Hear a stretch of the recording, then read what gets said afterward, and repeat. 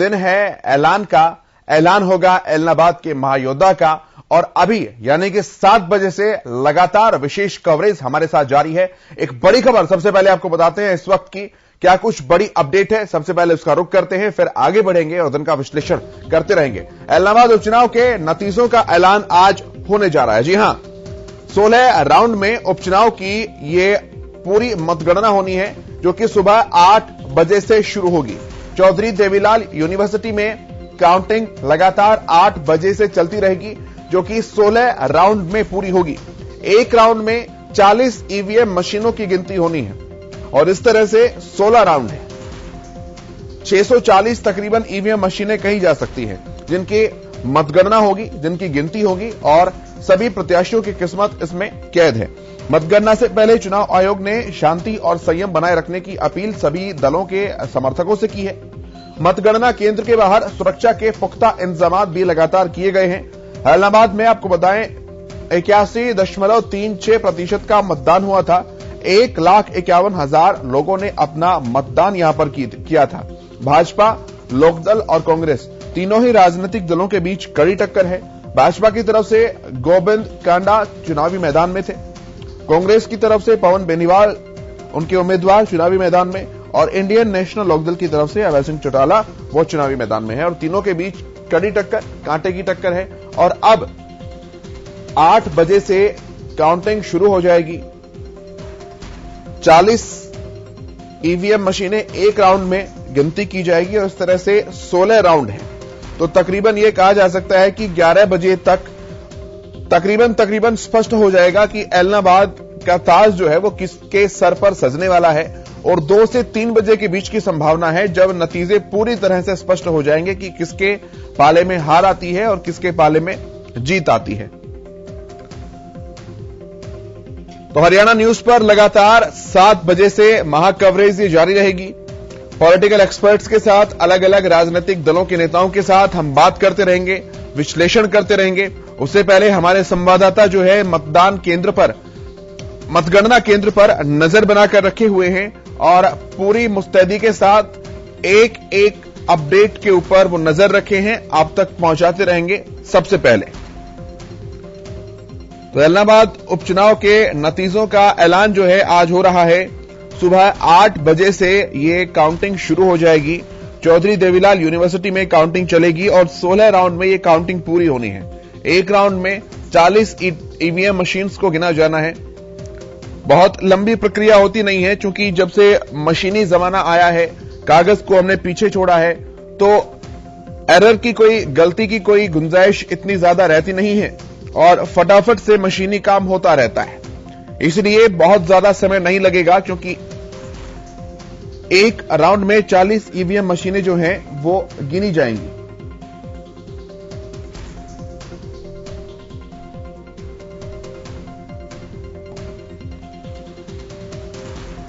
और मतगणना से पहले चुनाव आयोग ने भी सभी राजनीतिक दलों के समर्थकों से ये अपील की है कि शांति और संयम बनाकर रखें।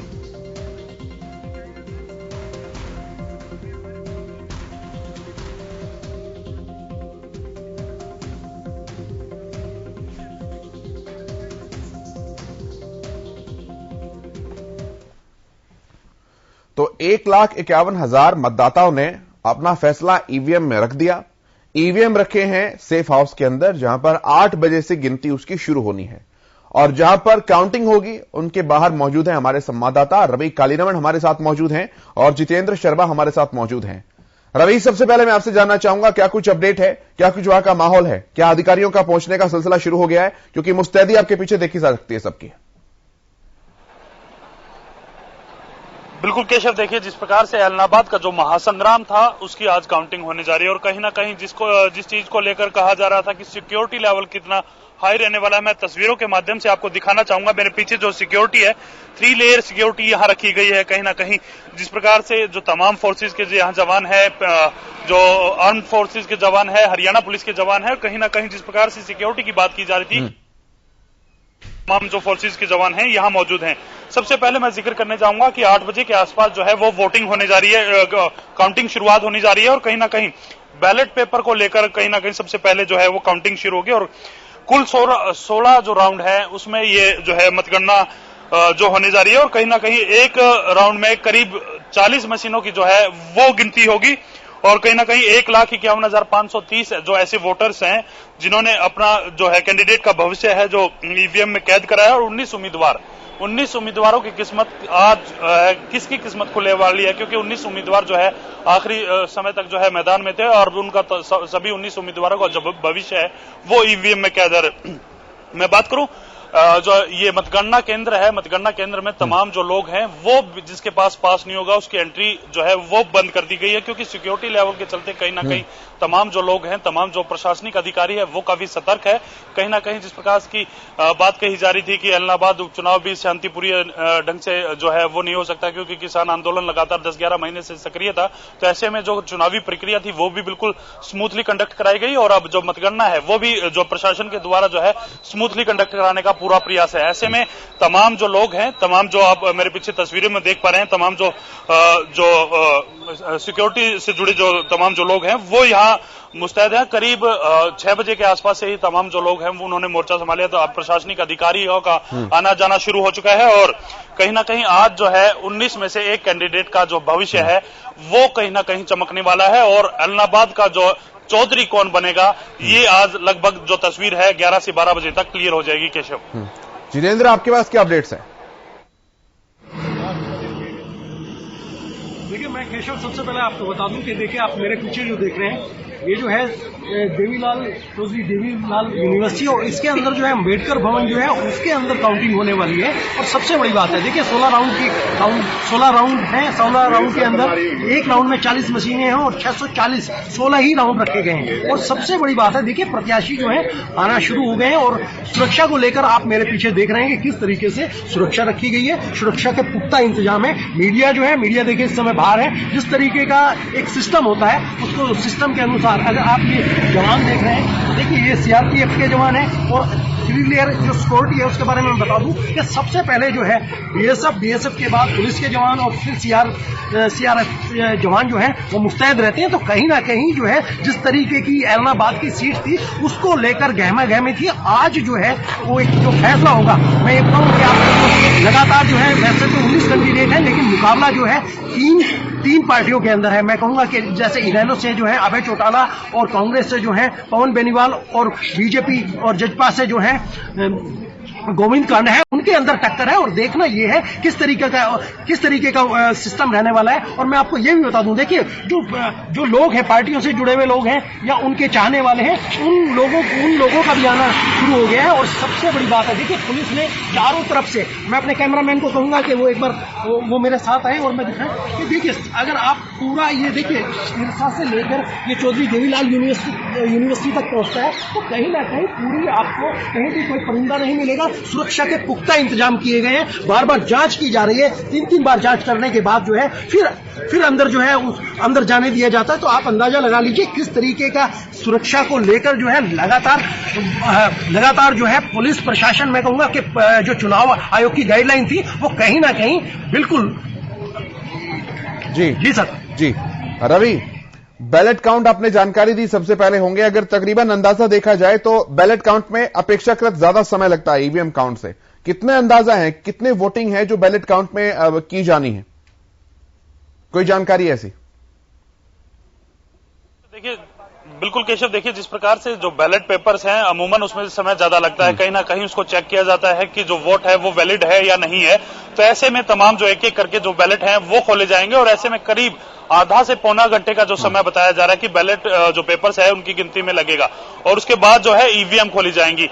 एक राउंड में करीब 40 ईवीएम है, उनका खोलने का प्लान है। 16 टेबल लगाई गई है। 16 टेबलों पे तमाम जो है मशीनें खोली जाएंगी और उनकी जो है गिनती वहां से सुचारू रूप से चालू हो जाएगी। कहीं ना कहीं ईवीएम से पहले जो बैलेट पेपर्स है उनको गहनता से उनकी जांच की जाएगी क्योंकि अमूमन ये होता है कि अगर शाही 2 जगह लगी हो या कुछ और दिक्कत हो, कोई बैलेट पेपर कैंसिल हो या फिर वोट कैंसिल हो, तो ऐसे में तमाम जो चीज है उसकी प्रक्रिया जो है पहले की जाई है और ऐसे में बैलेट पेपर्स को अच्छे से जांच परख के आगे जो ईवीएम है वो खोलने का जो है प्लान है। ऐसे में कहीं ना कहीं जिस प्रकार से जो जो चुनाव जो कंडक्ट करा रहे हैं, जो अधिकारी हैं, वो जो गिनती कंडक्ट कराएंगे। ऐसे में तमाम सुरक्षा पहलुओं को देखते हुए एक मीडिया सेंटर बनाया गया है कि मीडिया सेंटर में जो आपको डिस्प्ले लगा दी जाएगी या फिर आपको जो नोटिस बोर्ड पे चस्पा कर दिया जाएगा कि किस कैंडिडेट के पहले राउंड में कितने वोट है। उसके बाद जो है वो अपने चैनल्स के माध्यम से या अपने जो स्टेशन हैं, अपने जो माध्यम है उसके साथ वो कनेक्ट होकर के वो तमाम जो लोगों तक वो इनपुट्स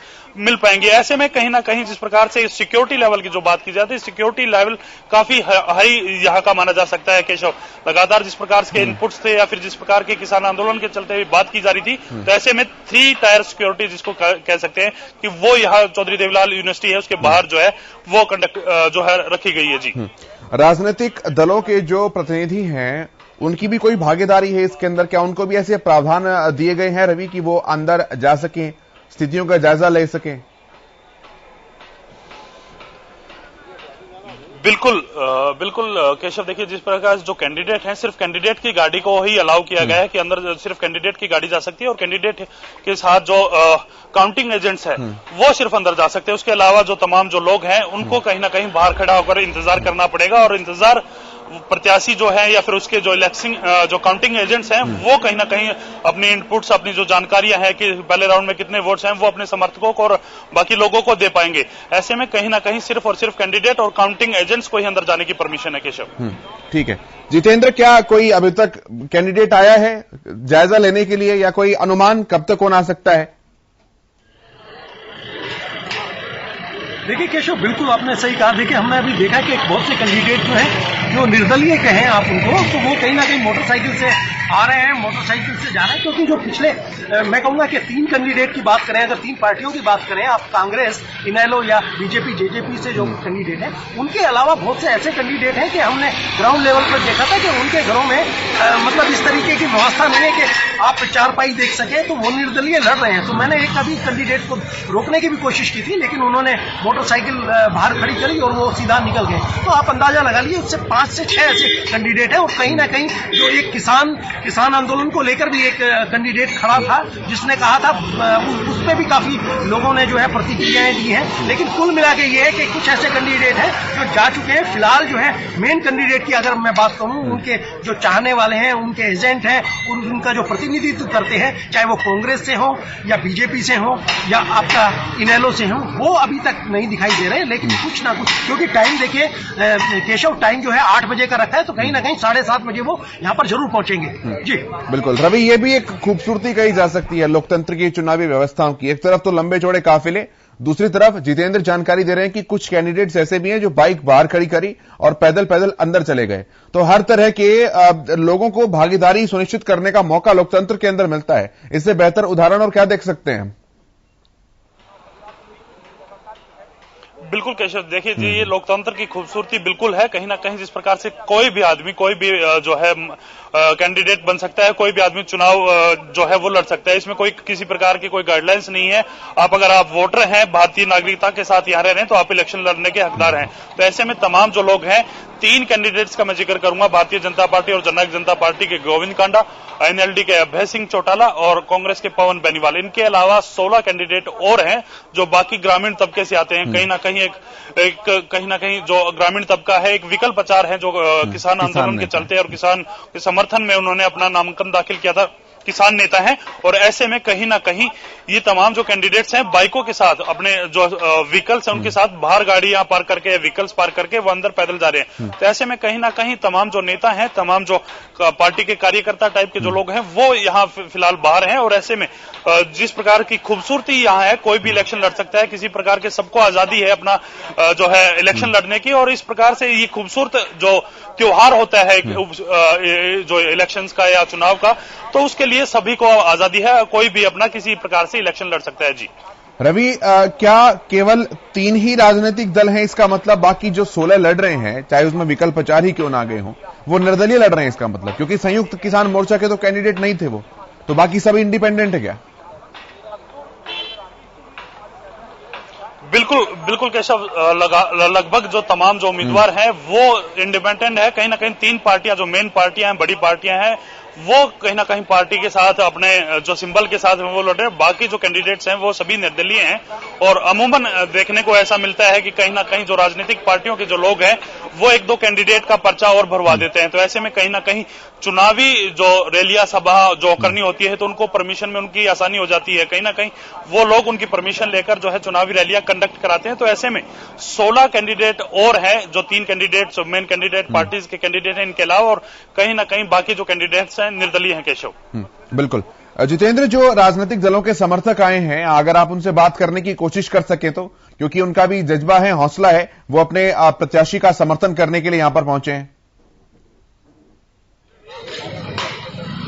देखिए केशव, मैं बता दूं आपको कि देखिए जो उनके एजेंट हैं, मैंने बताया था, जो उनके प्रतिनिधि जो है और जो मिलने आए हैं और जो पब्लिक रहती है उनको काफी भार रखा गया है, क्योंकि यहाँ पर जो है सुरक्षा का को लेकर आप देख सकते हैं मेरे पीछे जो है सीआरपीएफ के जो जवान खड़े हैं और कहीं भी जो है आप मीडिया को लगा लीजिए, मीडिया की अभी भी फिलहाल जो है देखिए एंट्री होना बाकी है, उसको लेकर भी एक प्रयास जारी है। तो कहीं ना कहीं सुरक्षा के पुख्ता इंतजाम है। मैं अपने कैमरामैन को जरूर कहूंगा कि एक बार वो वहां की तस्वीर जरूर दिखा दें कि किस तरीके से लोग जो है हमसे काफी दूर जो है उनको खड़ा किया गया है। मैं एक चीज और यहाँ पर क्लियर कर दूं, देखिए केशव के सबसे बड़ी बात है जो प्रतिनिधि जो लड़ रहे हैं, जो यहाँ पर कैंडिडेट है, उनके साथ जो है और अदर्स जो है उनकी ना तो गाड़ी ना किसी तरीके की अंदर उनको जाने दिया जा रहा है। और सबसे बड़ी बात जो है चुनाव आयोग के द्वारा जो है डीपीआरओ को जो कार्ड बना के दिए गए थे उन्हीं की एंट्री की जा रही है। तो आप इस बात से अंदाजा लगा लीजिए कि सुरक्षा कितनी पुख्ता है।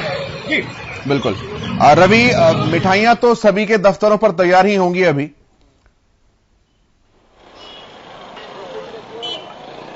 बिल्कुल केशव, देखिए तमाम जो लोग हैं, तमाम जो पार्टियों के नेता हैं वो अपनी अपनी जीत का दावा करते हैं। कहीं ना कहीं जो जीत का दावा करता है वो जाहिर है कि वो मिठाइयों का ऑर्डर भी देता होगा और ऐसे में कहीं ना कहीं किसके घर जो मिठाई है वो बनने वाली है।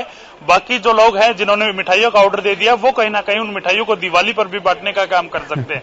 तो इस बार की जो मिठाई है, जो जीतता है उसकी डबल दिवाली है और कहीं ना कहीं जो हारता है तो वो कहीं ना कहीं अपना बधाई संदेश देके दिवाली के तौर पर उन मिठाइयों का वितरण कर सकता है। केशव, इस बार ये भी एक अच्छा मौका है कि अगर जीत पर नहीं बट पाई तो कम से कम दिवाली पर ही बट जाएंगी मिठाइयां। बिल्कुल केशव, बिल्कुल। इस प्रकार का जो त्योहार है कहीं ना कहीं दिवाली है, 2 दिन बाद है और ऐसे में एक बड़ा त्योहार माना जाता है दिवाली पे तमाम जो लोग हैं मिठाइयां बांटते हैं। और इस प्रकार का जो चुनाव है, जो आज रिजल्ट है 2 तारीख है, 2 तारीख कल 3 और 4 को दिवाली है और ऐसे में तमाम जो पार्टियां हैं वो कहीं ना कहीं अपने समर्थकों को, अपने जो उनके जो दोस्त हैं, उनके रिश्तेदार हैं, उनको तमाम लोगों को मिठाइयां वैसे भी दिवाली पर भेजते हैं। तो अमूमन ये देखा जाता है आज जो तमाम पार्टियों के लोग हैं उन्होंने मिठाइयों का ऑर्डर जरूर कर रखा है। अब देखते हैं कि चुनाव की जो मिठाई है वो किसके घर भेजी जाती है, कौन खिलाता है, और जो दिवाली की मिठाई है वो कौन खिलाता है। कहीं ना कहीं जो जीतेगा वो डबल दिवाली बनाएगा। केशव, निश्चित तौर पर। जितेंद्र, अगर राजनीतिक पार्टियों के कार्यालय की बात करें या जो वॉर रूम हुआ करते थे चुनाव के टाइम पे, वहां क्या कुछ माहौल तासुब है? अगर आपने वहां पर स्थितियों का जायजा लिया हो, चीजों को देखा हो, तो समर्थकों की भीड़ तो अच्छी खासी वहां पर भी होती है। देखिए केशव, सबसे बड़ी बात मैं आपको बताऊं, आपने जैसे मिठाई की बात की थी तो कहीं ना कहीं पार्टी कार्यालय जो है, चाहे आप उसको बीजेपी का कार्यालय लगा लीजिए, जेजेपी का कार्यालय लगा लीजिए या हल्को का कार्यालय लगा लीजिए, और इनेलो हुआ, कांग्रेस हुआ, तो कहीं ना कहीं कार्यकर्ता जो है देखिए सभी जगह तैयार है। और सबसे बड़ी बात यह है कि जो मिठाई की बात आपने करी थी कि वो मिठाई जो है देखिए एक तरीका भी है, अगर आप हारते हैं तो दिवाली पर भी दे सकते हैं। और दूसरी बात यह है कि कहीं ना कहीं मिठाई में देखिए जीतने का बात तो ये है, जिस तरीके के ऐलनाबाद के लिए जो है महासंग्राम हुआ था और कहीं ना कहीं जो सेनापति निकल के आएगा वो 3 पार्टियों में से किसी से भी निकल सकते हैं। लेकिन कार्यालय पे लगातार जो है हमने देखा कि रात से जो है लोग बात जुड़ने लगे थे, क्योंकि इस चुनाव की जो है, मैं इस चुनाव के बारे में बता दूं, अगर मैं 1965 से जिक्र करूं तो 1965 में इस सीट से कांग्रेस के कोई विधायक जो थे वो चुन के आए थे। उसके बाद जो है लगातार जो है इनेलो का जो है एक किस्म से आप कहें तो साम्राज्य रहा था और बीजेपी कभी कमल नहीं खिला पाई थी। तो कहीं ना कहीं अब देखना यह है जिस तरीके से एक मैं कहूँगा कि उम्मीदवार है, चाहे गोविंद कांडा हो या अभय चौटाला हो या पवन बेनीवाल है, उन्होंने लगातार लोगों को मैसेज भी दिया है। शाम को भी उनका एक मैसेज आया था, उन्होंने कहा था आप हौसला बना के रखिए, कहीं ना कहीं जीत हमारी होगी और मिठाई हमारी। तो सभी ने जो है देखिए अपने तरीके से तैयारी तो अवश्य की है। अब वो दिवाली की मिठाई देंगे या दिवाली पर उनको एक नए एलनाबाद के सेनापति के तौर पर मिठाई देंगे, लेकिन ये जरूर है कि जो इस सीट से हारेगा उसकी मिठाई में थोड़ी सी कड़वाहट जरूर देखने को मिलेगा। बिल्कुल ऐसा है। रवि, अगर दो तरह के एलनाबाद का जिक्र करें, अगर दो बेल्ट्स में वोटर के हिसाब से बांटें, शहरी एलनाबाद और ग्रामीण एलनाबाद, तो दोनों का जो वोटर है उन दोनों के मुद्दे अलग अलग होते हैं। आमतौर पर ग्रामीण एलनाबाद में जहां पर कहा जा सकता है कि इंडियन नेशनल लोकदल जो है अच्छी खासी परफॉर्मेंस देती रही है, लेकिन लोकदल की परफॉर्मेंस शहरी एलनाबाद में पिछड़ी हुई देखने को मिलती है। ऐसे में शहरी एलनाबाद जो है वो एक निर्णायक भूमिका भी यहां पर निभा सकता है। किस तरह की इक्वेशन है वहां पर, अगर डेमोग्राफी की बात करें, क्योंकि आपने देखा है बारीकी उन सभी चीजों को। बिल्कुल केशव, देखिए दो तरह का एलनाबाद बिल्कुल सही जिक्र किया आपने। कहीं ना कहीं एक शहरी बेल्ट जिसको कह सकते हैं, ग्रामीण तबके के जो लोग हैं, ग्रामीण जो बेल्ट है वो है, और कहीं ना कहीं जो दोनों ही बेल्ट है वो कहीं ना कहीं विकास से अछूती हैं। कहीं ना कहीं जो विकास जो है वो कहीं ना कहीं मेन मोटो जिसका था सरकार की तरफ से जो कहा जा रहा था कि हम विकास कराएंगे, ऐसे में 18 साल से एलनाबाद का जो हल्का है वो कहीं ना कहीं विपक्ष में था। और अब जो है सरकार में भागीदारी करने की जो बात है वो सरकार के द्वारा कही गई या फिर जननायक जनता पार्टी के लोगों के द्वारा, नेताओं के द्वारा कही गई कि आपके पास सीधा मौका है कि आप एक वोट से जो है सरकार के हिस्सेदार बन सकते हैं और अपने विकास की रफ्तार है वो दोगुने स्पीड से करा सकते हैं। तो कहीं ना कहीं दोनों क्षेत्रों का फिलहाल एक ही मुद्दा था, विकास। कहीं ना कहीं मैं बात करूं एलनाबाद शहरी बेल्ट की, वो कहीं ना कहीं शिक्षा से अछूता है, कॉलेज की वहां डिमांड करते हैं या स्टेडियम की वहां डिमांड करते हैं। तो ऐसी तमाम जो चीजें हैं जो वहां कहीं ना कहीं जिन चीजों की कमी है, तो ऐसे में जो शहरी लोग हैं या शहरी बेल्ट के जो आसपास के शहर के जो आसपास के रहने वाले जो लोग हैं वो भी कहीं ना कहीं विकास को ही देखकर टकटकी लगाए बैठे हैं कि कोई सरकार आए हमारा विकास कराए। ऐसे में कहीं ना कहीं जो गांवों के तबके की बात करूं, उसके अलावा वहां पीने के पानी की समस्या, कहीं ना कहीं जो है सड़कों की समस्या या फिर ट्रांसपोर्टेशन की समस्या, तो ये तमाम समस्याएं थी। कहीं ना कहीं एक समस्या ये है कि अब विकास कराए तो कौन कराए। तो ऐसे में तमाम जो लोग हैं, तमाम जो हल्के के वोटर्स हैं, उन्होंने कहीं ना कहीं विकास के नाम पर भी वोट डाले हैं और कहीं ना कहीं कुछ लोग हैं जिन्होंने किसान के नाम पर भी वोट डाले हैं। केशव, 27,000 के आसपास वोट हैं शहरी एलनाबाद में, निर्णायक भूमिका ये निभाएंगे। मुद्दे किस तरह से दोनों के अलग अलग, रवि?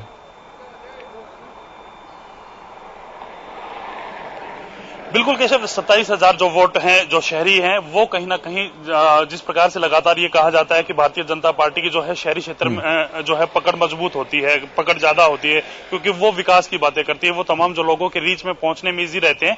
तो ऐसे में कहीं ना कहीं जो ग्रामीण तबके के जो लोग हैं उनके मुद्दे अलग इसलिए हैं क्योंकि खेती पर निर्भर हैं, और शहरी जो क्षेत्र है उनके मुद्दे जो है वो व्यापार को लेकर या फिर तमाम जो चीजें हैं अपनी दुकानों को लेकर, ऐसी बहुत सी चीजें हैं जिनको लेकर शहरी और ग्रामीण जो तबके के जो मुद्दे हैं वो अलग है।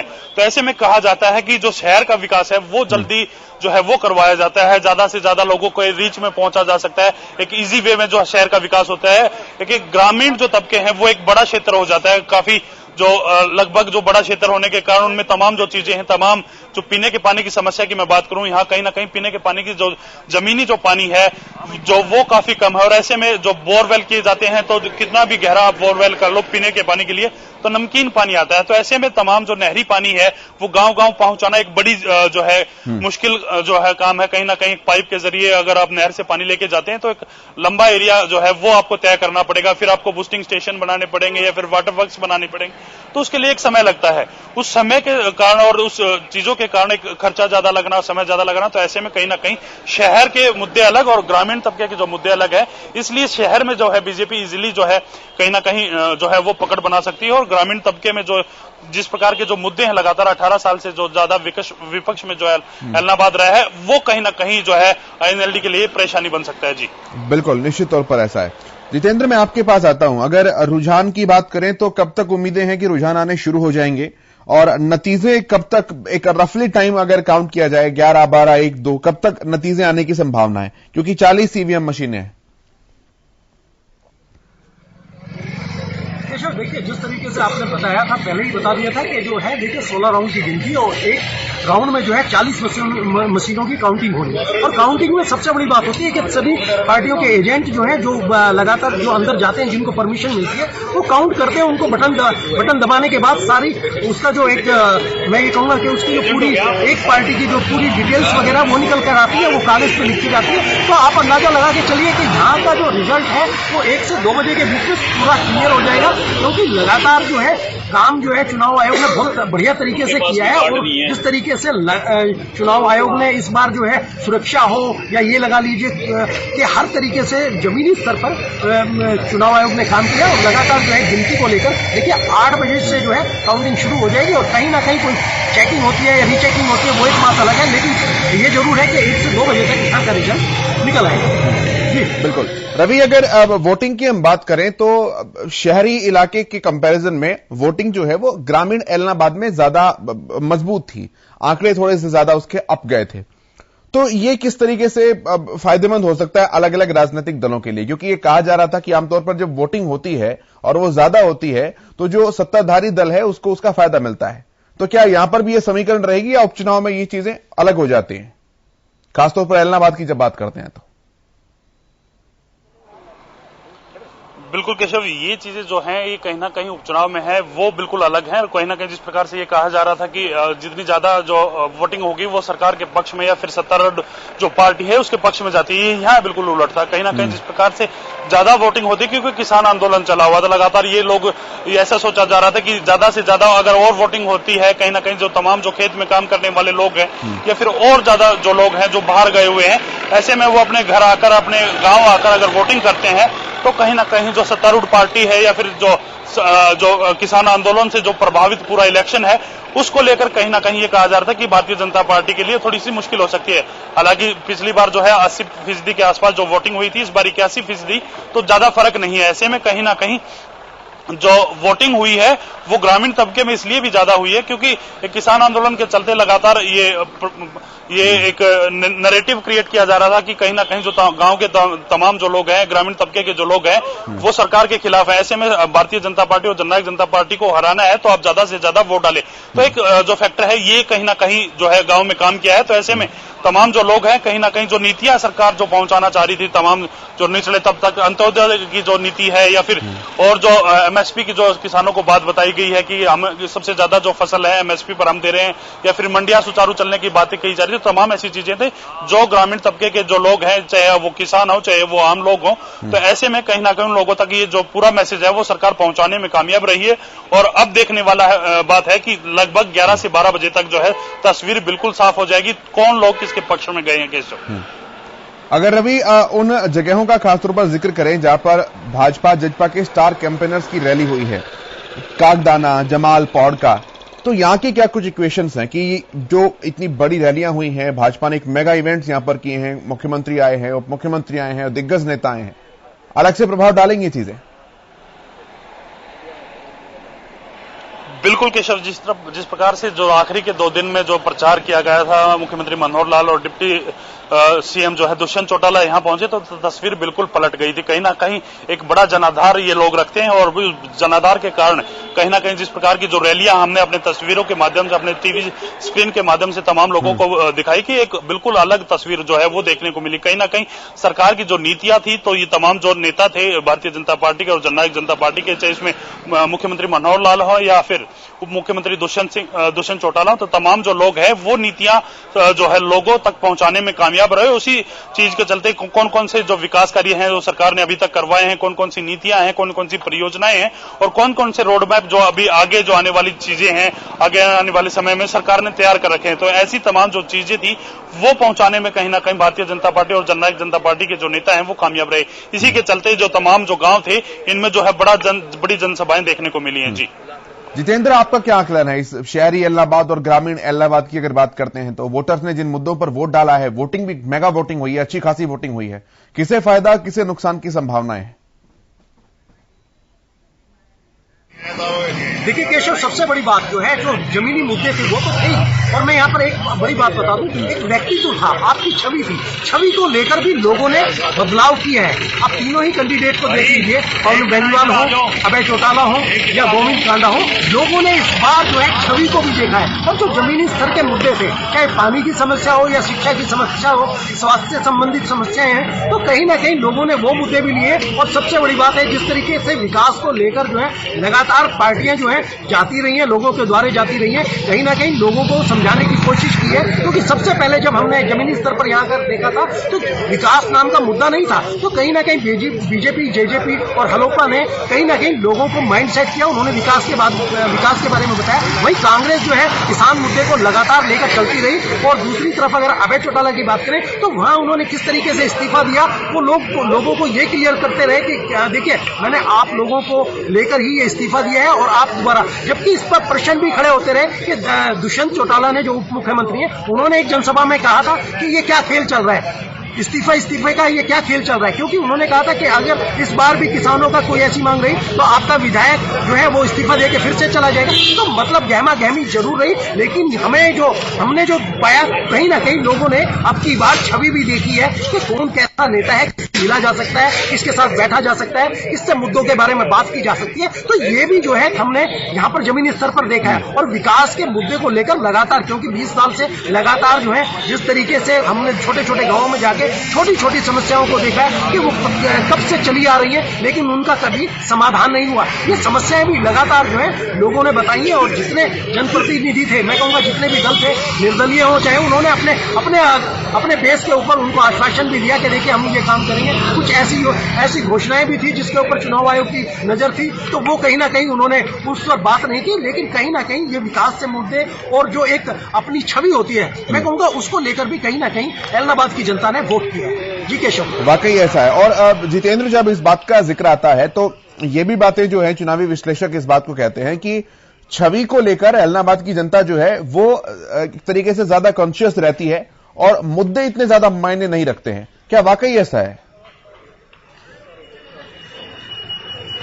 बिल्कुल केशव, हमने देखने को मिला कई पार्टी के नेता ऐसे थे, या इनेलो से हो या आप पवन बेनीवाल को लगा लीजिए, या बीजेपी जेजेपी से जो है गोविंद कांडा को लगा लीजिए, लोग बाग देखते थे, ठहरते थे, और लोग बाग उनके पास जाने से भी, बहुत से ऐसे नेता भी थे, हम नाम तो नहीं लेंगे, बहुत से ऐसे नेता भी थे जिनके बारे में पूछा जाता था कि भाई उनका मूड कैसा है उनके पास जाने से। दूसरी बात, कुछ नेता ऐसे थे जिन लोगों के पास जाने के बाद जो है वो नेता टाइम नहीं दे पाते थे, और दूसरे कुछ नेता हमने ऐसे भी देखे जिनकी बाजुएं पकड़कर रोक लिया गया, उनको बाकायदा बताया गया, गले मिले हैं, बच्चे हो, कुछ भी हो। तो कहीं ना कहीं ये बड़ा काउंट करता है। क्योंकि आप देखिए, अप्रोच करते हैं, आज जनप्रतिनिधि जो चुनकर आएगा उसका भी सिस्टम ये रहता है कि वो पब्लिक से जुड़े, क्योंकि पब्लिक ने ही उसको बनाया है। और पब्लिक के द्वारा अगर उससे मिलने में दिक्कत आ रही है, पब्लिक को उसके पास जा नहीं रही, बच्चे हैं, बूढ़े हैं, जवान हैं, बुजुर्ग हैं, माताएं हैं, तो कहीं ना कहीं वो सभी चाहते हैं कि हमारा प्रतिनिधि एक ऐसा तो हो जिसके पास हमारी अप्रोच जो है आम अप्रोच हो, हमें किसी दूसरे का सहारा ना लेना पड़े। तो ये भी हमने काउंट किया है कि कहीं ना कहीं ये भी बहुत बड़ा, मैं कहूंगा कि ये भी बहुत बड़ी यहाँ पर मुद्दा रहा है। जी बिल्कुल। जितेंद्र, कुछ लोग आपके पीछे से भी अंदर गए हैं, वो सब प्रत्याशी हैं या उनके समर्थकों को भी अंदर जाने की इजाजत दी गई है?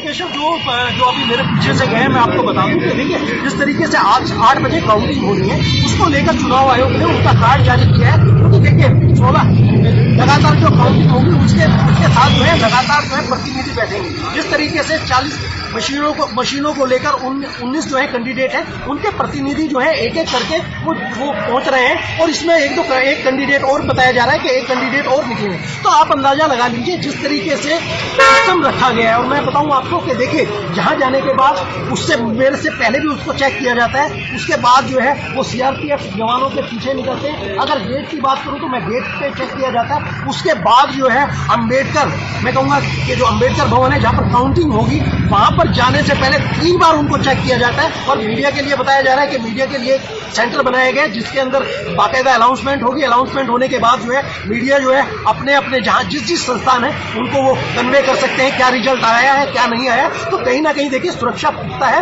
कोई जानकारी नहीं मिल रही। लेकिन हाँ, इतनी जानकारी जरूर है, चाहे वो जेजेपी भाजपा के प्रत्याशी हैं या आप लगा लीजिए इनेलो से प्रत्याशी हैं या कांग्रेस के कांग्रेस के प्रत्याशी हैं, उनके जो कार्यकर्ता हैं वो फिलहाल अभी यहाँ पर देखने को नहीं मिल रहे, वो भी लगातार आ रहे हैं। लेकिन जो आम प्रत्याशी हैं, जिनको आप ये कह सकते हैं कि निर्दलीय हैं, वो कहीं ना कहीं आ रहे हैं, अपनी एंट्री करवा रहे हैं। जी बिल्कुल निश्चित तौर पर जितेंद्र, अगर बात की जाए उम्मीदवारों की या जो स्टार प्रचारक, जिस तरीके से चुनाव के दौरान का समय देखा जा रहा था कि बड़े बड़े राजनीतिक दलों के बड़े बड़े नेताओं का जमावड़ा वहां पर लगा हुआ था, क्या अब भी स्थिति कुछ ऐसी ही है?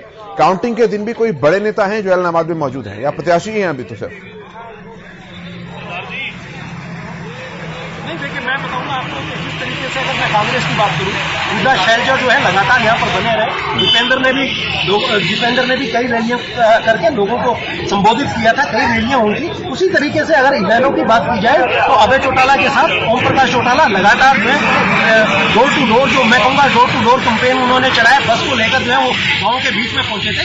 लेकिन बीजेपी या हरोपा सुप्रीमो की बात करें तो उन्होंने लगातार जो है लोगों का माइंड सेट किया। सबसे बड़ी बात यह है कि इस पार्टी ने जो है लोगों का माइंड सेट किया विकास के बारे में। और जब हम लास्ट तक देखते रहे तो कहीं कांग्रेस और इनेलो की बात करें तो उन्होंने इस मुद्दे को लिया कि देखिए इनेलो जो है, इनेलो कहीं ना कहीं विकास के मुद्दा किस बात, क्योंकि लोगों को पता था कि हमारा प्रतिनिधि जो 7 साल से काम कर रहा है उसने क्या किया, तो इसलिए इनेलो ने इस मुद्दे पर बात नहीं की। कहीं ना कहीं अगर पवन बेनीवाल की बात करूं तो उन्होंने जिस तरीके से बीजेपी से उनका लगता था कि पार्टी इधर से उधर बदलती है, तो वो कहीं ना कहीं उनकी छवि को लेकर। रही बात गोविंद कांडा की, तो गोविंद कांडा के बारे में ये लोगों को पता था कि किस तरीके से वो समाज सेवा करते हैं।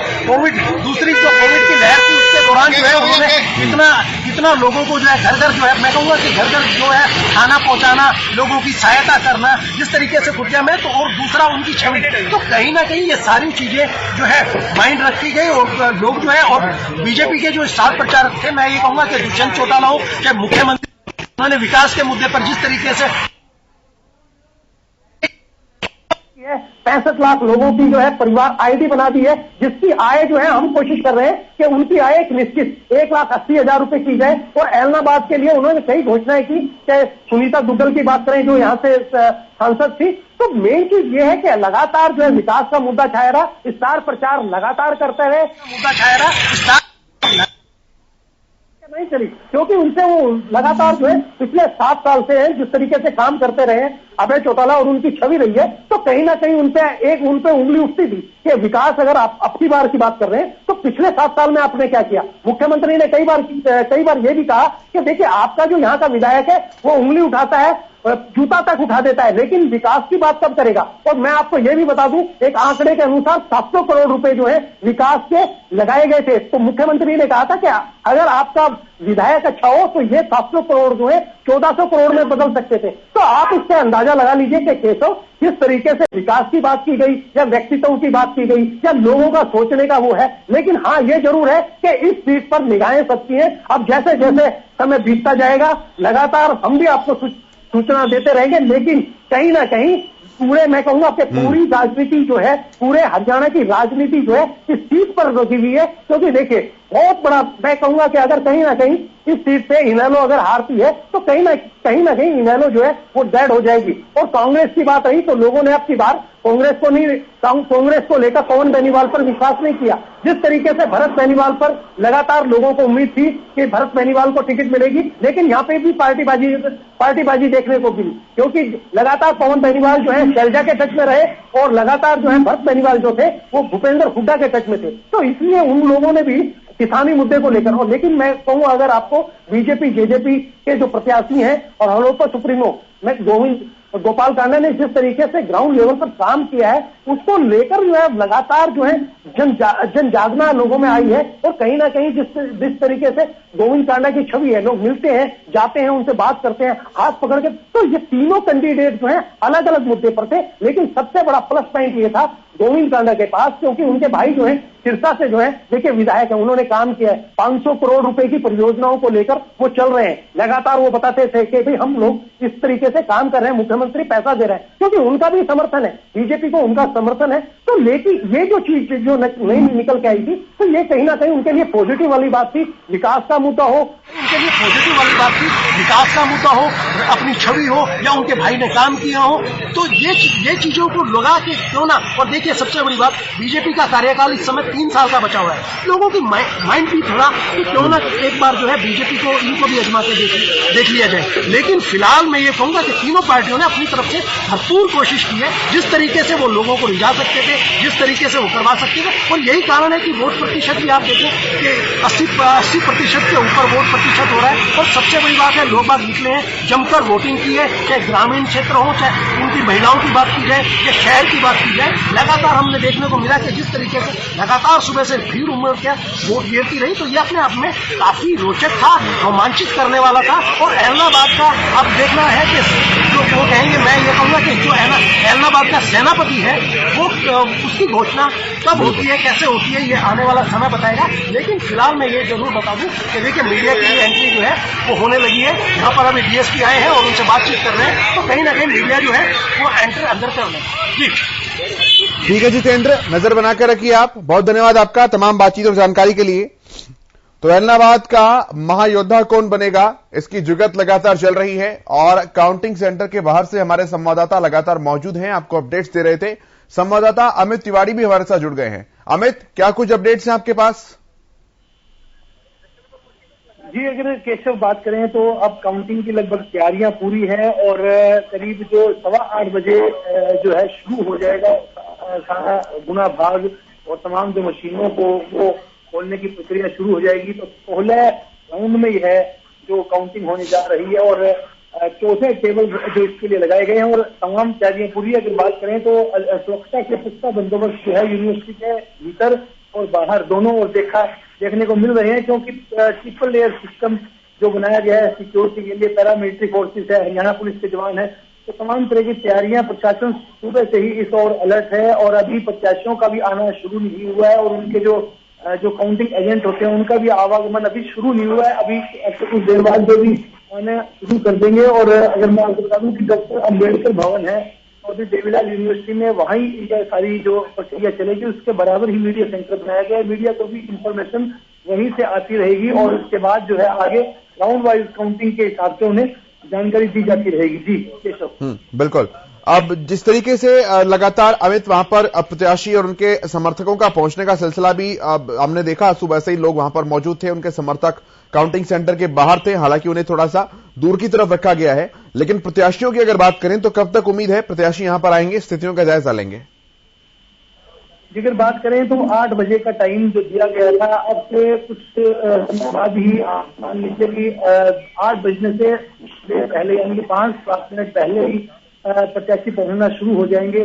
तो जो प्रक्रिया है वो जो प्रशासनिक सूत्रों का यही कहना है कि प्रक्रिया है वो 8:15 साढ़े 8 बजे के आसपास जो है शुरू होगी। तमाम जो काउंटिंग एजेंट हैं वे पहुंच जाएंगे, उसके जो साथ प्रत्याशी भी पहुंच जाएंगे, तो उसके बाद ही प्रक्रिया शुरू होगी। दरअसल अगर बात करें तो ऐलनाबाद में 19 प्रत्याशी चुनाव मैदान में है और 20वां प्रत्याशी अगर बात करें तो वो नोटा का है। तो ऐसे में 20 जो टोटल संख्या उनकी मानी जानी चाहिए नोटा मिलाकर। और ऐसे में उन्हीं के भविष्य के फैसला जो अब लोगों ने कर दिया था और उसका निर्णय अभी कुछ देर बाद खुलने से शुरू हो जाएगा। जी 40 ईवीएम मशीनें हैं अमित, 16 राउंड की काउंटिंग होनी है। कितना समय आपका अनुमान है, लग सकता है कब तक तस्वीर साफ होनी शुरू हो जाएगी? जैसा कि केशव तमाम जो अगर बातें देखने को मिल रही है, तमाम जो सर्वे आ रहे हैं उसके मुताबिक जो है वो पूरा ही जो सारा जो अगर बात करें पूरा एरिया ही जो उलझा हुआ पूरी रिपोर्टें आ रही है उसके मुताबिक अगर तस्वीर क्लियर करने की बात करें तो मुझे लगता है लास्ट राउंड तक भी इस जो काउंटिंग की दिलचस्पी बनी रहेगी और चुनाव परिणाम जो है अंतिम दौर तक भी उनको नजर बनाकर रखनी होगी कि कई बार जो परिणाम आगे पीछे होते दिखाई दे रहे हैं, जैसा कि संभावना जताई जा रही है। जी निश्चित तौर पर अमित, जिस तरीके से चुनाव के दौरान हमने देखा था खूब सारे राजनीतिक दलों के नेता जो है वो यहां पर थे, स्टार प्रचारक थे, बड़े चेहरे थे, अभी कौन कौन है ऐलनाबाद में? जी फिलहाल जो ऐलनाबाद के जो लोग थे, जितने भी जो काउंटिंग एजेंट बने हैं और तमाम नेता हैं, वे तमाम यहीं पहुंच जाएंगे। तो ऐसे में एलनाबाद के जो अब आज जो एलनाबाद के 14 की अगर बात है तो वो जनता ने किसके जिम्मे सौंपी है, किसके जिम्मे विधायकी लगाई है अगले 3 सालों के लिए, तो तमाम उसी को देखने की जिद्दोजहद में यहाँ पहुंचेंगे। और तमाम नेताओं के जो रिश्तेदार हैं, अभी आसपास ही जो काउंटिंग सेंटर है उनके आसपास ही डेरा जमाए हुए हैं, तो तमाम वो भी निगरानी इसी पर रखेंगे। आज का दिन महत्वपूर्ण है, आज का दिन महत्वपूर्ण है तमाम प्रत्याशियों के लिए, आज का महत्वपूर्ण है एलनाबाद की जनता के लिए। तो तमाम लोगों की निगाहें इसी पर है और इसी के आसपास जो काउंटिंग सेंटर के आसपास काफी लोग जो इधर उधर मौजूदगी अपनी बनाए हुए हैं पहले से। जी निश्चित तौर पर ऐसा है। आप राजनीतिक पार्टी के जो कार्यालय हैं उनका क्या कुछ माहौल है अभी सुबह सुबह? जी फिलहाल वहाँ कोई चहल पहल नहीं देखी जा रही, क्योंकि ज्यादातर जो लोग जो ज्यादा इसमें उनके लिए चुनाव सभी के लिए रोमांचक है, लेकिन जो ज्यादा रुचि रखते हैं वे लोग सुबह से ही यहाँ यूनिवर्सिटी के गेट के बाहर जमे हुए हैं। जो जिन्हें अंदर आने की परमिशन है वे अंदर कुछ आ भी चुके हैं, लेकिन जो लिमिटेड लोगों को रखा गया है प्रवेश उनका रखा गया, जिनके चुनाव आयोग से जारी किए गए जो कार्ड हैं उन्हीं को प्रवेश दिया गया है। मीडिया के मामले में भी यही बात है। तो ऐसे में देखा जा सकता है कि जो पार्टियों कार्यालय वहाँ कोई खासी भीड़ नहीं है, कोई आदमी वहाँ इक्का दुक्का भी जो मौजूद नहीं है, सबकी निगाहें यही है और वे चौधरी देवीलाल विश्वविद्यालय के आसपास ही अपनी मौजूदगी बनाए हुए ताकि पल पल की रिपोर्ट जो है उन्हें सबसे पहले मिल सके। जी बिल्कुल निश्चित तौर पर। अमित, अगर मुद्दों की बात की जाए, ग्रामीण एलनाबाद, शहरी एलनाबाद दोनों में ही ताबड़तोड़ वोटिंग हुई है। हालांकि इंडियन नेशनल लोकदल जो है वो ग्रामीण एलनाबाद में जहां अपना रसूख रखती आई है, पिछले चुनावों की अगर बात करें तो शहरी एलनाबाद एक कमजोर कड़ी के रूप में इंडियन नेशनल लोकदल के लिए रहा है। इस बार किस तरह से दोनों ही इलाके प्रभावित करेंगे पूरी काउंटिंग को? किसे फायदा हो सकता है, किसे नुकसान हो सकता है, ज्यादा का भी कम का भी? बिल्कुल, अगर मुद्दों की और तमाम बातें करें तो सबसे बड़ी बात यही है कि जो एलनाबाद है वो शहरी क्षेत्र जो है वो निश्चित रूप से प्रभाव डालेगा पूरे चुनाव पर। तो ऐसे में कहा जा सकता है कि यह एक बड़ी बात है कि तमाम जो समीकरण आ रहे हैं, सामने आ रहे हैं, उनको देखकर यही लगता है कि जो एलनाबाद शहरी क्षेत्र है वो अपनी जो बड़ी मौजूदगी जो एलनाबाद में अभय सिंह की पहले कमजोर स्थिति रही है वैसी ही अब भी जो नजर आ रही है, जो क्यास लगाई जा रही है, तो देखने वाली बात होगी क्या परिणाम निकल कर आते हैं। बिल्कुल। अमित, मैं वापस लौटता हूं आपके पास। ये तस्वीरें भी हम साथ साथ अपने दर्शकों को दिखा रहे हैं। ये काउंटिंग सेंटर के बाहर की तस्वीरें हैं जहां पर ट्रिपल लेयर सिक्योरिटी जो है वो रखी गई है। 3 स्तर की सुरक्षा रखी गई है। सबसे पहले बीएसएफ है, उसके बाद पुलिस है और फिर सीआरपीएफ के जवानों को यहां पर लगाया गया है। किसी भी प्रकार की कोई अप्रिय घटना ना हो, इसे लेकर पूरी तरह की मुस्तैदी है और बहुत सघन चेकिंग जो है वो की जा रही है उन सभी लोगों की, वो काउंटिंग एजेंट्स की और प्रत्याशियों की भी जो अंदर की तरफ जा रहे हैं, जिन्हें इजाजत है अंदर जाने की। हालांकि जानकारियां इस तरह की भी आ रही हैं कि अंदर एक मीडिया सेंटर भी अभी बनाया जा रहा है जहां पर तमाम मीडिया के लोगों को जगह दी जाएगी और अपडेट जो है चुनाव आयोग उनको समय समय पर देता रहेगा, जिसे हम आप तक पहुंचाने का काम सबसे पहले करते भी रहेंगे। ये आप तस्वीरें देख रहे हैं चौधरी देवीलाल यूनिवर्सिटी की ये तस्वीरें हैं जहां पर वोटिंग होनी है और कुछ जो निर्दलीय उम्मीदवार हैं उनके पहुंचने का सिलसिला तो यहां पर शुरू भी हो गया है।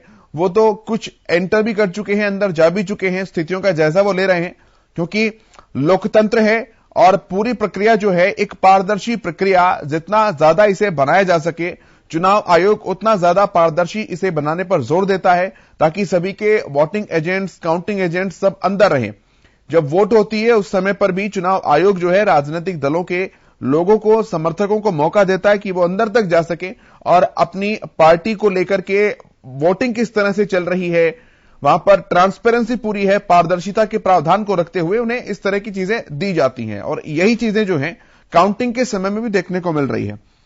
अमित, एक पारदर्शिता के पहलू पे अगर बात करें तो चुनाव आयोग की ये एक बहुत महत्वपूर्ण और शानदार चीज कही जा सकती है कि शुरू से लेकर अंत तक किसी उल्हाने की गुंजाइश ना रहे, इसलिए पूरा पारदर्शी माहौल जो है वो तैयार किया जाता है।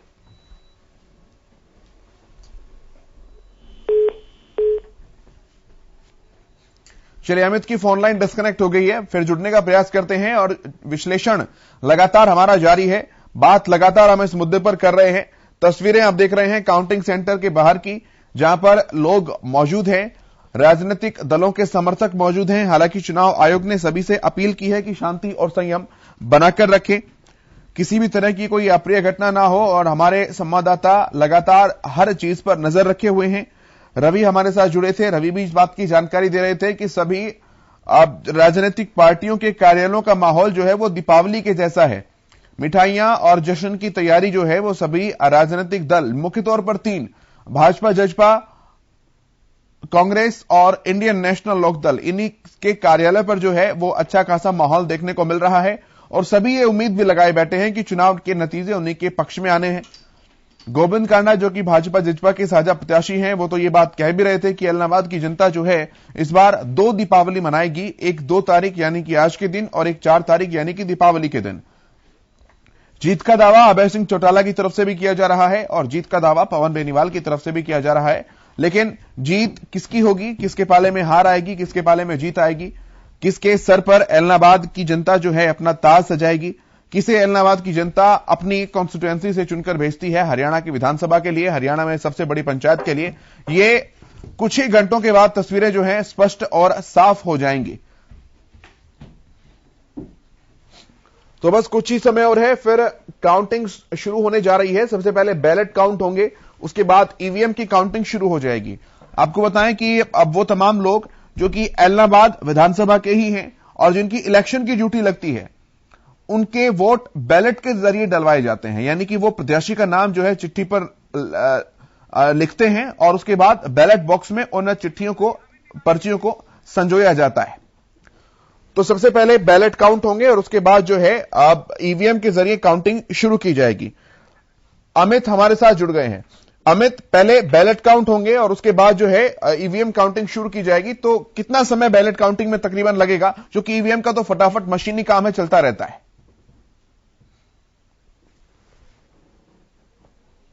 जी बिल्कुल, अगर बात करें तो 14 मशीनें जो है पहले राउंड में उनको खोला जाएगा, एक के बाद एक 14 टेबल है और 14 ही मशीनें खोली जानी है। तो ऐसे करके 16 राउंड में इस प्रकार से जो टोटल वोटों की गिनती की जाएगी। और जो अगर बैलेट की बात करें तो पहले बैलेट पेपर जो पोस्टल बैलेट है उनको खोला जाएगा। अभी प्रत्याशी जो है वो पहुंचना शुरू हो रहे हैं, अभी तक 8 बज चुके हैं और अब से जो है एंट्री जो है शुरू हो जाएगी। इसके बाद जो 8:15 बजे 8:30 बजे का टाइम रखा गया, उसके बाद ही प्रक्रिया शुरू हो पाएगी। जी, क्या आप अंदर मौजूद है यूनिवर्सिटी में? जी बिल्कुल केशव, अगर बात करें तो मैं इस समय मौजूद हूं चौधरी देवीलाल विश्वविद्यालय के भीतर। यह अंबेडकर लॉ कॉलेज मेरे ठीक पीछे है। एक बार तस्वीरें दिखाइए। लगातार जो अब इसके बाद जो है वो मैं वीडियो जर्नलिस्ट विकास से कहूंगा कि वे पूरे जो इलाके को दिखाए कि किस प्रकार की जो व्यवस्था है। डॉक्टर अंबेडकर भवन है, इसी के भीतर जो है वो मतगणना होनी है। तो ऐसे में तमाम सुरक्षा के बंदोबस्त है और चुनाव पर्यवेक्षक जो रहे हैं लगातार उन्होंने निगरानी रखी है पूरे चुनाव पर, वे यहां पहुंच चुके हैं। अभी अभी उनकी एंट्री हुई है। इसके अलावा प्रशासनिक और जो जिला के तमाम अधिकारी वे पहले से मौजूद हैं। प्रत्याशियों का भी आना शुरू नहीं हुआ है। उनके काउंटिंग एजेंट जो है वे कुछ संख्या में पहुंच रहे हैं और मीडिया के लिए भी जो अलग से व्यवस्था की गई है, मीडिया सेंटर बनाया गया है जो अंबेडकर लॉ भवन है जहां काउंटिंग होनी, उसके नजदीक ही है मीडिया सेंटर बनाया गया है। वहीं से प्रत्येक राउंड के हिसाब से जो है वो इंफॉर्मेशन वहां दी जाएगी, उसके बाद जो है वो आगे जारी की जा सकेगी। जी बिल्कुल, निश्चित तौर पर ऐसा है। अमित, हम जिक्र कर रहे थे इस बात का कि ग्रामीण एलनाबाद वर्सेस शहरी एलनाबाद, किसे कितना लाभ यहां पर मिल सकता है। और इसके अलावा सभी राजनीतिक पार्टी जो हैं वो एक तरीके से जीत की तैयारियों में ही लगी हैं। मिठाइयां तो सभी के वहां पर तैयार है, लेकिन अभी थोड़ा इंतजार करना होगा किसके पाले में जीत आती है, किसके पाले में हार आती है। अगर वहां पर माहौल की बात करें तो निर्दलीय प्रत्याशी भी वहां पर पहुंच रहे हैं। क्या कुछ वहां की तस्वीरें हैं, कितने प्रत्याशी वहां पर पहुंच चुके हैं, अगर जानकारी ऐसी आपके पास हो तो अमित? जी बिल्कुल केशव, अगर बात करें तो एलनाबाद में 19 प्रत्याशी अपना भाग्य आजमाने के लिए उतरे थे और 20वां प्रत्याशी जो है वो नोटा तो ऐसे में 20 प्रत्याशी मान लीजिए, और उसके बाद जो है वो अभी निर्दलीय प्रत्याशियों में से भी इक्का दुक्का कोई अभी आता हुआ भी दिखाई नहीं दिया है। हालांकि 8 बजे का समय दिया गया था, अब आना शुरू होंगे जैसा कि उम्मीद जताई जा रही है। अब प्रक्रिया भी शुरू की जाएगी और कुछ जो काउंटिंग एजेंट है वे पहले से भीतर जा चुके हैं। तो अगर बात करें तो जो एलनाबाद का जो अब तक का जो गणित आया है सामने निकलकर, वो काफी उलझन भरा है। ग्रामीण और शहरी क्षेत्र की बात करें तो दोनों ही जो मत प्राप्त हो रहे हैं, दोनों ओर से जो रुझान आ रहे हैं वो काफी उलझे हुए हैं। अगर शहरी क्षेत्र की बात करें तो वहां भाजपा हमेशा से जीतती रही है और इस बार भी भाजपा के गोविंद कांडा जो है वे मजबूत उपस्थिति दिखा रहे हैं। रुझानों में भी उन्हें जो वहां पर अव्वल माना जा रहा है। तो अगर तकरीबन पूरे हलके की बात करें तो अलग अलग जगह से अलग अलग प्रत्याशियों का दबदबा देखने को मिल रहा है। तो पूरा गुना भाग जो है वो अब तक उलझा हुआ ही मिला है। और तमाम जो लोग हैं जो इस सियासत पर नजर रखते हैं, एलनाबाद के उपचुनाव पर जो नजर रखे हुए हैं, उनके लिए काफी रात जो है वो बेचैनी भरी रही। देर रात तक केवल इन्हीं कयासों में उनकी रात गुजरी कि कल क्या होगा, कौन सा जो इलाका है वो कहां से कितने मत प्राप्त होंगे। अगर मोटे मोटे अनुमान की बात करें तो एलनाबाद को जो 4 भागों में अगर बांटा जा सकता है, पहला भाग जो है वो 45 क्षेत्र का है और दूसरा जो भाग है वो शहरी क्षेत्र और तीसरा एक नाली का बेल्ट माना जाता है जिसमें पंजाबी जो गांव है वो आगे कुत्ताबड़ तक और आगे तलवाड़ा तक फैले हैं और तलवाड़ा से ही जो है वो काउंटिंग शुरू होती है। पहली जो बूथ है वो तलवाड़ा का ही है, वहीं से शुरू होती है। और इसके बाद अगर बात करें तो सड़क के किनारे किनारे माधो सिंगाना मल्लेका और उमेदपुरा, खारी सुरेरा, मिट्टी सुरेरा के बाद धोल पालिया और वहां आगे किशनपुरा तक के ये गांव है। तो तमाम गांवों का जो गणित आ रहा है वो काफी उलझा भरा है। और दिलचस्पी जो है, मैं आपको बार बार कहता हूं कि इस मतगणना की दिलचस्पी है वो अंतिम राउंड तक बनी रहेगी, क्योंकि उल्टा पुल्टा सिस्टम जो है वो अदला बदली का चलता रहेगा। कभी पाले में इनके जो जाते दिखाई देगी बाजी और कभी बाजी दूसरे के पाले में आती दिखाई देगी और अंतिम जो बूथ खुलेगा वो कुताना गांव का रहेगा। तो ऐसे में तमाम जो है वो लोगों की दिलचस्पियां यही है और बड़ी संख्या में लोग जो है वो चौधरी देवीलाल विश्वविद्यालय के इर्द गिर्द डेरा जमाए हुए हैं। जी अमित, शहरी जो वोट हैं वो किस राउंड में खुलेंगे? बीच में, पहले, अंत में?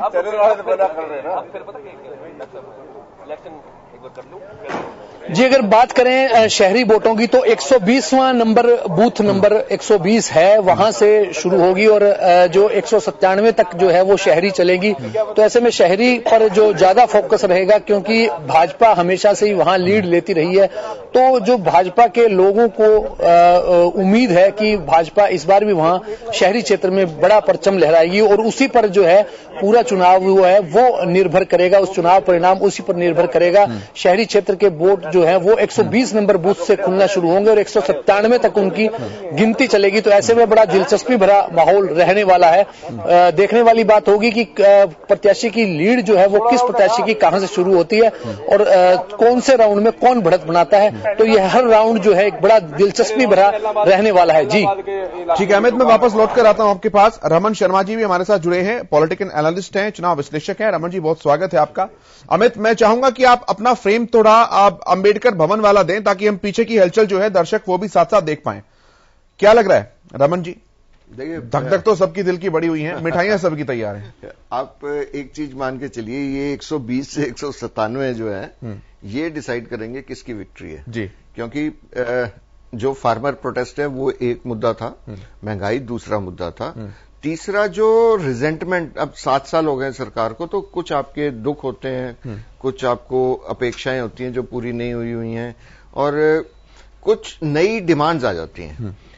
उसके बाद मैं इस सारे इलेक्शन में मेरा और किसी से कुछ लेना देना नहीं है, मेरे को सिर्फ गोविंद कांडा की जो हिम्मत है, जो बीजेपी की टिकट पे लड़े हैं, उनका अपना एक वहां पे वोट बैंक है, उनकी अपनी प्रेजेंस है, उसके बाद भी जिस पार्टी के अगेंस्ट सारी चीजें जा सकती हैं या जा सकती थीं, उसको उन्होंने ऑप्ट करके, और क्या माइंडसेट रहा होगा, वो इलेक्शन लड़ रहे हैं। ये बहुत अच्छी बात है। हमारे इंडियन पॉलिटिकल हिस्ट्री के अंदर ऐसे बहुत कम एग्जाम्पल है जब आप एक ऐसी पार्टी से चुनाव लड़ते हैं जहां कहा जाता है ऑल अगेंस्ट द ऑड्स, तो वहां से ये इलेक्शन लड़ रहे हैं और किसी को ये नहीं पता कौन जीतेगा। मजे की बात ये है, और अगर ये जीतते हैं तो ये जीत बीजेपी की नहीं, इनकी खुद की जीत होगी, क्योंकि इनका जो वोट, अपना वोट है, वो इनको जितवाएगा, ना कि पार्टी वोट जितवाएगा। ये बहुत कम टाइम पे होता है। दूसरी बात, अभय चौटाला, उन्होंने रिजाइन दिया, खुद लड़ रहे हैं। अगर उन्होंने किसी और को लड़ाया होता तो शायद उनकी स्थिति बेहतर होती। कांग्रेस सर्वाइवल मोड में है, नहीं है। यानी कि ये जो बातें कही जा रही थी कि जो एलनाबाद की जनता है वो एक तरीके से इमेज सेंसिटिव ज्यादा है, तो अभय चौटाला को उसका नुकसान इस बार हो सकता है, ऐसा आपका कहना है? अभय चौटाला को नुकसान ये है कि जब उन्होंने रिजाइन दिया था तो उनका ये मत था कि किसान संगठन ये कह रहे हैं कि जो पॉलिटिकल होगा उसको हम मंच पे नहीं आने देंगे। तो उन्होंने रिजाइन इसलिए दिया था कि वो किसान मंच पे जाएंगे। उस रिजाइन देने के बाद भी किसान मंच पे उनको जगह नहीं मिली। ये सबसे बड़ा नेगेटिव पॉइंट उनके खिलाफ है कि किसान संगठन ने, किसी ने भी उनको अपना समर्थन नहीं दिया है। अब किसान वोट कहां जाता है ये अभी किसी को नहीं पता है। आप ये दावे के साथ नहीं कह सकते हैं कि अभय चौटाला या कांग्रेस को जाएगा या किसी और कैंडिडेट को जाएगा। हो सकता है ये छिटके बटे, और जितना ये वोट बटा है उतने चांसेस गोविंद कांडा के बढ़ जाते हैं, क्योंकि शहरी वोट जो है वो आज भी कहीं ना कहीं बहुमत से बीजेपी के साथ है, और जो शहरी वोट है वो गोविंद जी के साथ भी है। और लोकदल अपने आप को कमजोर मानती है शहरी इलाहाबाद में, वैसे भी वो हर जगह पूरे हरियाणा के अंदर अर्बन वोटर को अपने खिलाफ ही मानती है। समर्थन में तो क्या मानना है। तो वो एक हर एक पार्टी का अपना एक प्लस पॉइंट होता है और एक एरिया होता है जहां पे वो डोमिनेट करता है और जहां पे उसकी साख भी होती है और लोग उसके साथ होते हैं। तो ये सारी इक्वेशंस जैसे अभी आपको करीब पहले जो 100 बूथ का हमारे पास परिणाम आएगा, उससे हमारे को ये पता लगना शुरू हो जाएगा कि जीत कौन रहा है। ग्रामीण होंगे शुरुआती 100, तो कुछ भी हो कोई फर्क नहीं पड़ता है। अगर ग्रामीण में ये वोट स्प्लिट कर जाता है, कहीं ना कहीं 33 आ जाता है, तो आपके सामने परिणाम आ गया। मैं उसी को ही देख रहा हूं कि वो जो पहले 100 बूथ हैं वो आपको क्या बोल रहे हैं।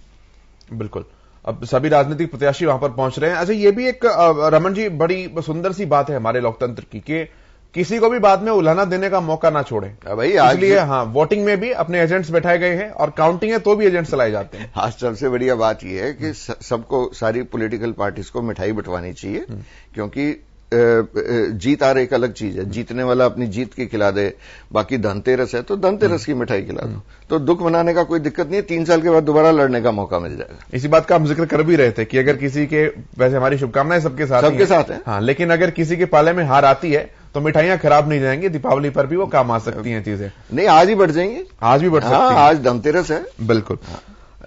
81.36% मतदान, एक अच्छी खासी वोटिंग है, और ये वोटिंग 2 तरह के सवालों को जन्म देती है।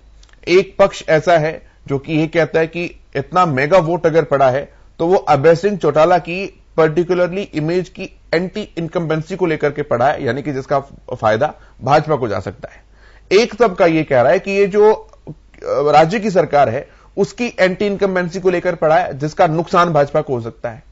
क्या फैक्टर काम करता है? केशव जी, जब भी हम किसी एक पर्टिकुलर कॉन्स्टिट्यूएंसी पे काम कर रहे होते हैं और उसकी इक्वेशंस लेते हैं या उसकी स्टडी करते हैं या उसका सर्वे करते हैं या लोगों से बात करते हैं, तो उसके अंदर 3 चीजें, बेसिक 3 चीजें हमारे सामने होती हैं कि उस दिन के मुद्दे उस एरिया के क्या थे, उस दिन स्टेट के मुद्दे क्या थे, उस दिन कंट्री के मुद्दे क्या थे। यहां पे सबसे बड़ी चीज ये है कि जो इलेक्टेड कैंडिडेट था वो अभय चौटाला ने रिजाइन किया, उसकी वजह से इलेक्शन हो रहा है। बीच में एक प्रोटेस्ट आया, बीच में कोविड आया, बीच के अंदर महंगाई आई, बीच के अंदर गुड गवर्नेंस आई, जहां पे लोगों ने ये माना कि स्टेट को संभाला गया जो स्वास्थ्य आपातकाल था, और उसके अंदर समाजसेवी संगठन जो थे उन्होंने भी काम किया। तो उसके अंदर हमने ये भी जानने की कोशिश की कौन कौन से समाजसेवी संगठन थे, तो उसके अंदर गोविंद जी का नाम आया।